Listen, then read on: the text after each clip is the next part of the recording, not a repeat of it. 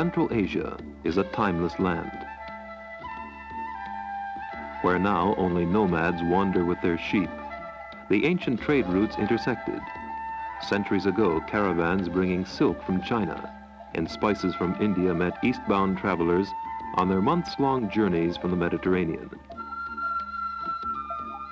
Throughout the ages, wars have been waged in this part of the world. The great Alexander and his armies marched through these valleys. At Muhammad's command, the Islamic faith was spread by fire and by sword. Genghis Khan and his hordes swept over these hills, leaving devastation. And in medieval times, the local warlords fought each other. Today, only the sheep have remained with their shepherds. The past has bred a rich heritage in Persia and Afghanistan. Pastoral as the land may be, it has a vivid culture expressed in legends, arts, and crafts. Threads of life, preceded by a fabric of history.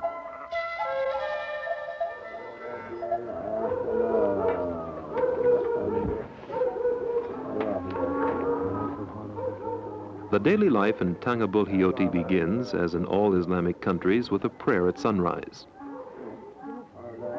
The spiritual life of these nomads is an inseparable part of their existence.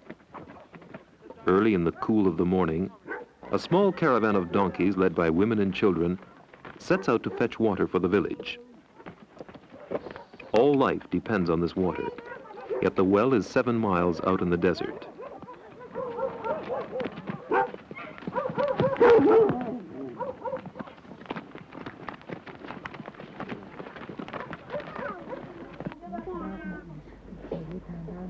Tanga Bulhiyoti is an isolated place. Sometimes no stranger is seen for weeks. The villagers belong to the large tribe of the Gashkai. Being self-sufficient, they grow wheat, barley, figs, and grapes.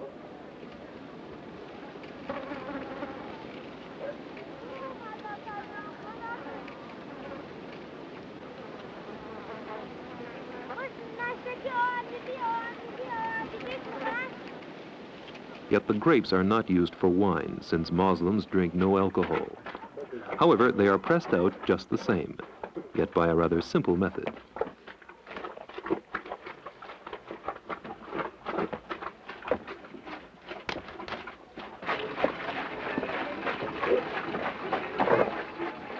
The juice of the grapes is then cooked in a large cauldron for many hours and frequently tasted. The resulting syrup can be conserved for a long time. Prepared with water, it makes a tasty and quenching drink.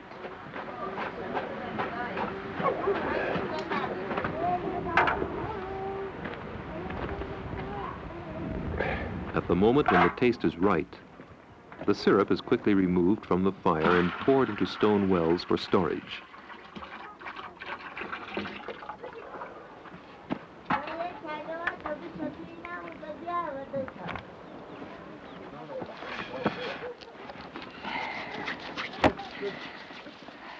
Another daily chore is the making of bread. The dough is prepared from wheat, flour, salt, and water. It is not leavened.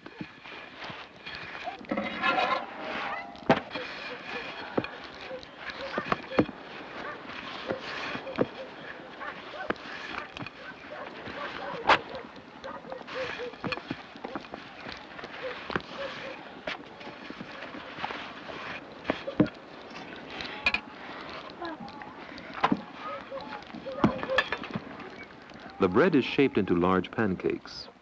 Then the thin sheets of dough are baked over an open fire.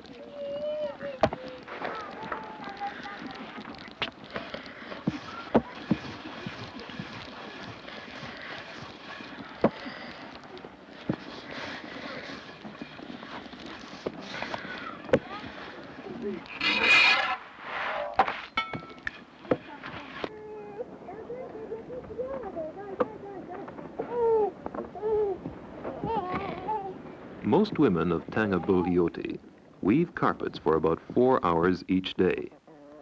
Hunched over their looms and completely absorbed in their work, they repeat and repeat 3 simple movements: threading, tying, cutting. Some Qashqai women can weave 3 of their traditional designs from memory. Each design needs thousands and thousands of single knots.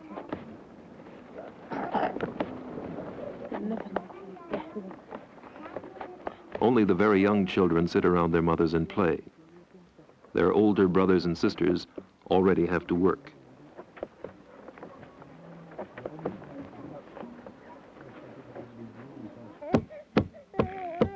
Each completed row of knots is beaten down on the previous row with a heavy metal comb.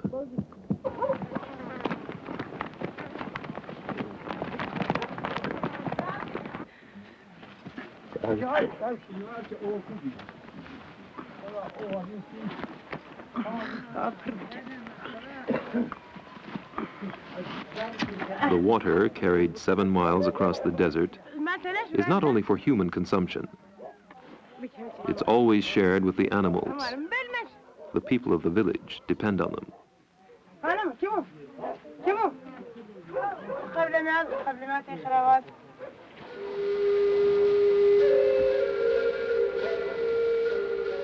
The clustered buildings of Tangabuhioti blend into the landscape. The scenery is eerie, yet of a stark beauty.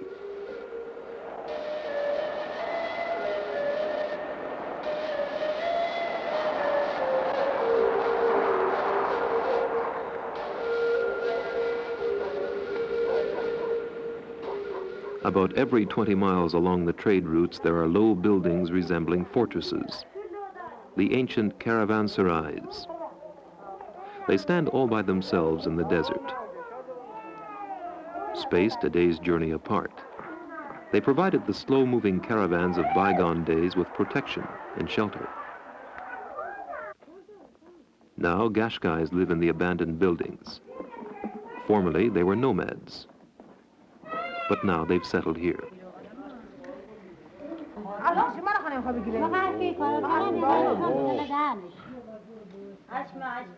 Qashqai women do not cover their faces anymore. That's one of the few signs of changing times in these traditional communities. Much of their time is spent at the loom, and their carpet designs are vivid pictures of the things around them.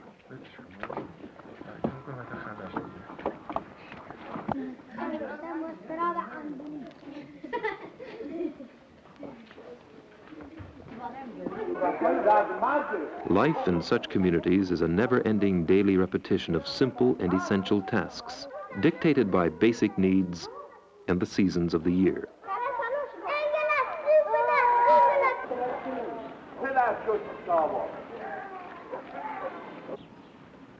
Life is confined behind walls. These girls are on their way to the communal carpet workshop.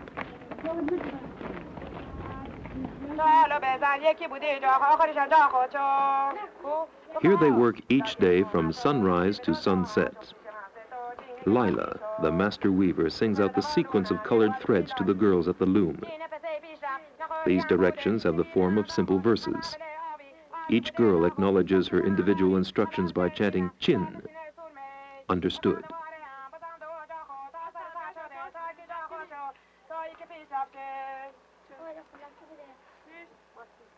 Although Namaki is only 9 years old, she already is a master weaver too. In the past 4 years, she's helped to make 10 large carpets. She's not only an experienced weaver, but she can also sing out the patterns. In 3 months' time, this 11th carpet of hers will be finished. Then she'll be in charge of her own loom and direct girls older than herself. Her parents are paid for her work. She herself does not know how much she earns.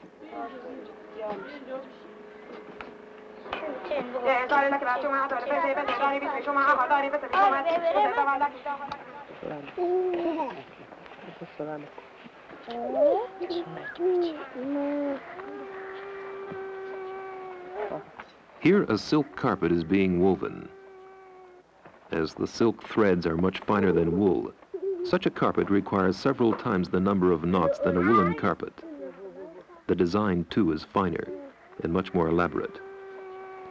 The ornamental richness of Persian art is repeated in the work of the silversmiths in Isfahan. Here again, the very young, like Hussein Ahasabi, are already full-fledged craftsmen in their own right.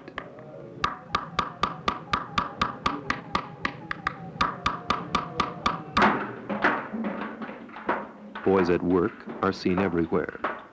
So the tradition of art and craft is passed on from one generation to the next. However, such early workmanship often prevents children from getting more than a very basic education.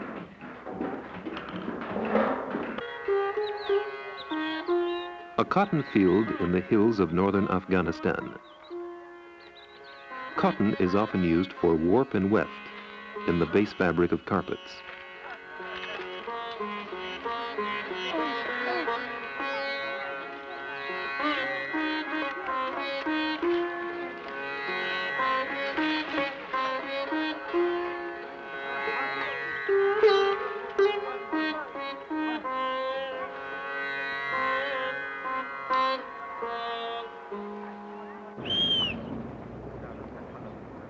Twice each week, life stirs earlier than usual in the placid countryside around Kabul.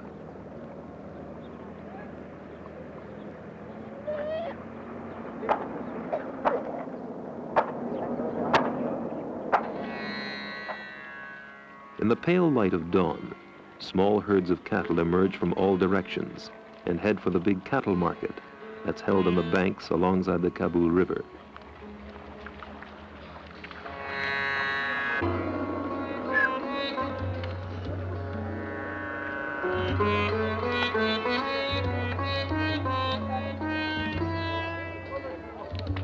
Buyers and sellers come from all over, and they drive hard bargains.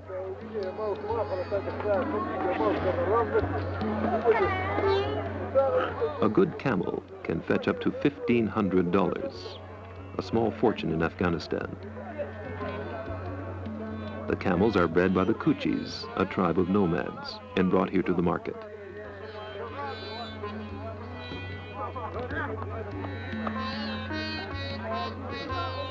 As the morning wears on, the marketplace comes to full life.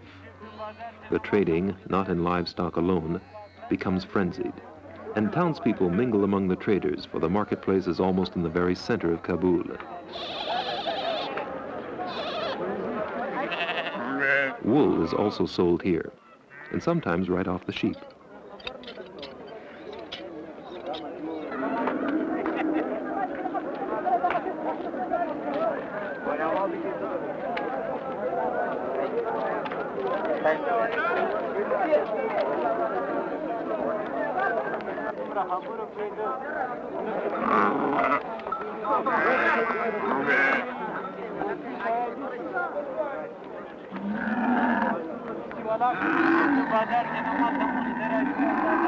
In this part of the world, bargaining is not merely a way of doing business. It's a ritual. Before the final handshake, there has to be a colorful, meandering dispute, enjoyed by all participants and cunningly stretched out to great length.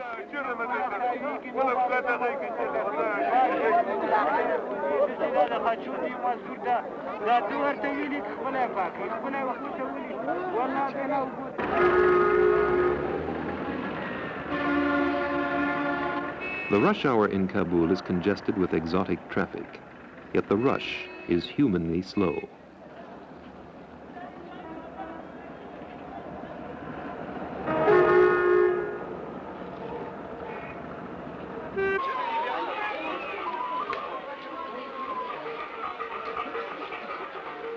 City life is centered in the bazaar. In each street there's one trade. These, for instance, are the second-hand shops. On every corner there are street vendors with items that earn them just a few pennies. Many stores in the bazaar are workshops as well, and the goods on sale are produced there. In this salt shop, big blocks of stone salt are broken up and ground down. The salt is quarried in the Hindu Kush range about 200 miles north of Kabul. The workmen in the shop are former farmers who were lured to the city by better pay. However, the shop doesn't belong to them. They're paid according to the amount of salt they grind, about 2 tons each week.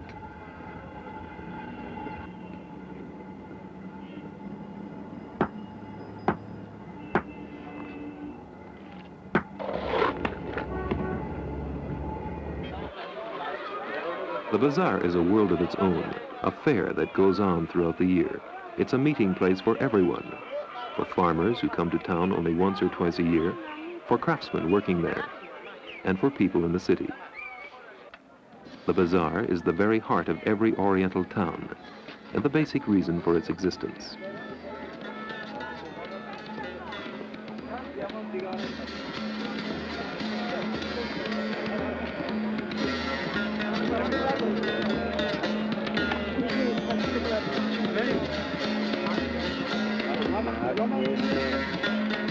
The bakery is an important shop in the bazaar because bread is a staple in Afghanistan.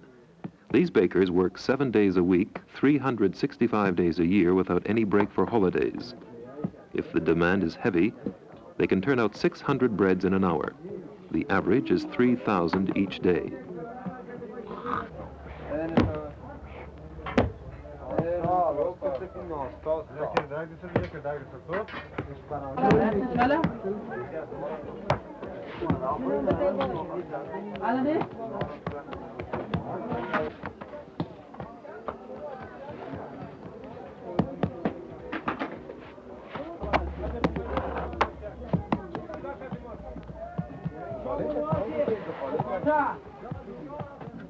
Decorating something as common as bread comes naturally to these people.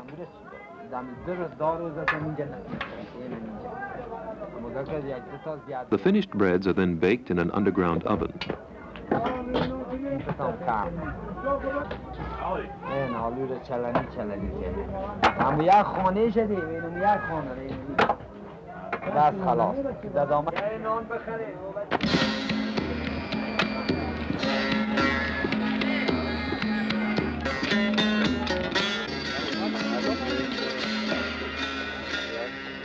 Ghulam Ali works as a carrier, like his father, lugging rice from the merchants in the bazaar to their customers in the city. He's 10 years old, but he already carries loads as heavy as 60 pounds through the streets of Kabul. Being the oldest son, he's obliged to help provide for a family of 9.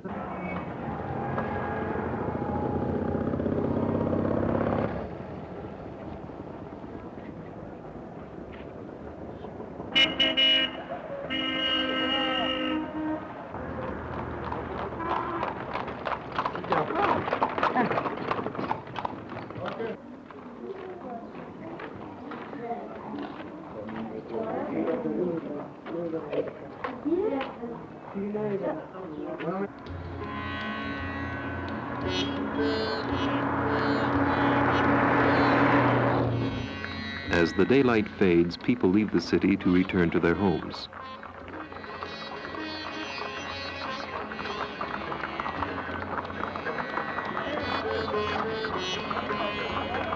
Between the few bigger towns, there are immense open spaces, windswept and desolate.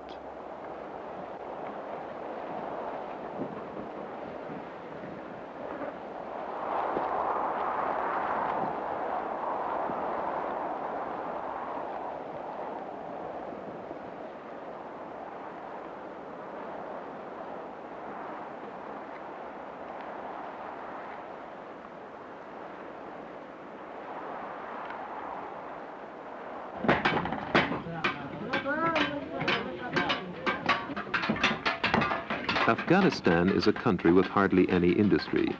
Manpower is still the cheapest form of energy, and it's available. Abdul Samad is a mere 7 years old, and he powers a grindstone in a metal workshop. Mohammed Youssef, 5 years older, is a blacksmith's helper. These boys work just for their food and lodging.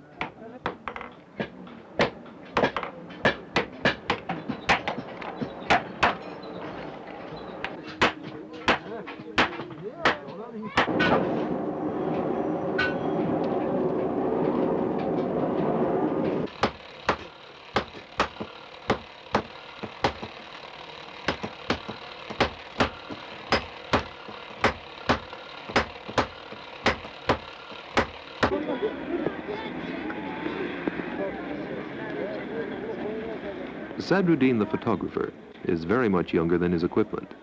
He's set up his shop on Main Street, and business is brisk.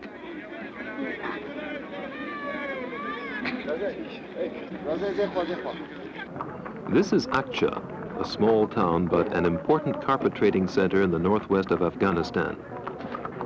Every Monday and Thursday, tribesmen on horseback come from the surrounding villages to sell their carpets. To them, this is an important occasion. Their women and children have been working for the past weeks and months to finish a single carpet. Now the head of the household is responsible for making the sale and getting the best possible price.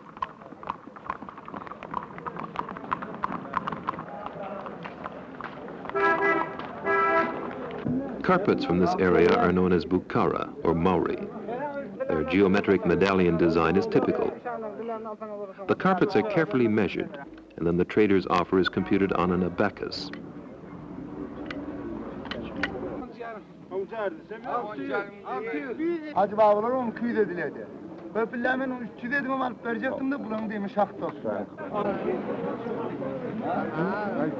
The seller does not have to accept the trader's offer. If he's not satisfied, he has his carpet rolled up again and leaves to try elsewhere.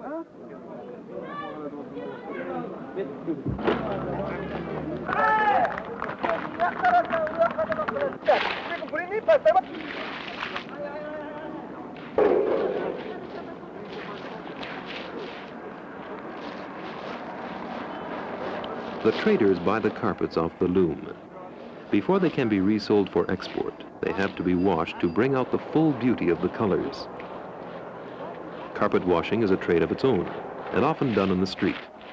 After being soaked in soap, the carpets are rinsed clean.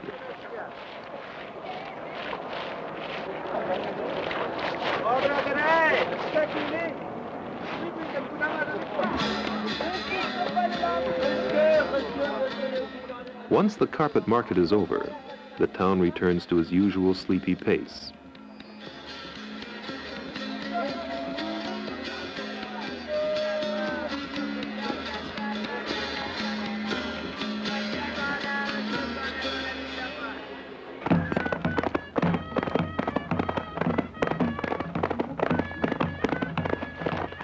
This is the opening of a bushkashi, the wild game of horsemen dating back to the days of Genghis Khan. A bushkashi is either held to celebrate a marriage, the birth of a son, or the end of a religious holiday, like the holy month of Ramadan. Two teams numbering 12 to 40 players line up at the start.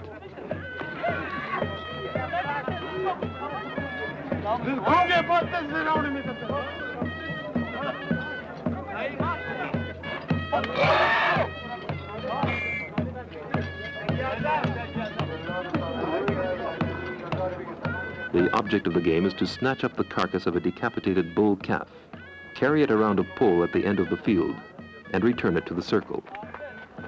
Reaching the pole earns 1 point, returning to the circle, another.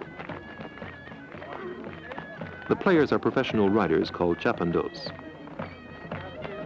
Each game is offered by a sponsor who awards a prize to the winners. If a sponsor is poor, he may give a turban or a coat. Richer men offer cows, camels, or even gold.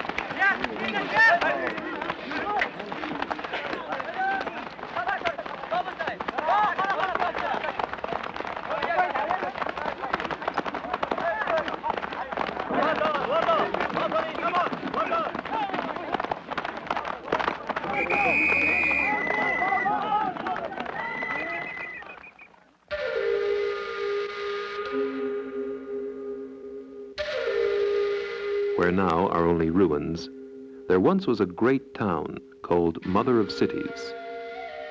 Nearly 600 years ago, this was Balkh, the metropolis of northwestern Afghanistan. During centuries, the town was considered an impregnable fortress. Famed for its bazaars and palaces, it rivaled Babylon and Nineveh. In 1220, Genghis Khan and his hordes overran the city, slaughtered its inhabitants, and left it in rubble. After its reconstruction about a century later, it was destroyed again, this time by Timur. It never rose to its former splendor, and finally was abandoned.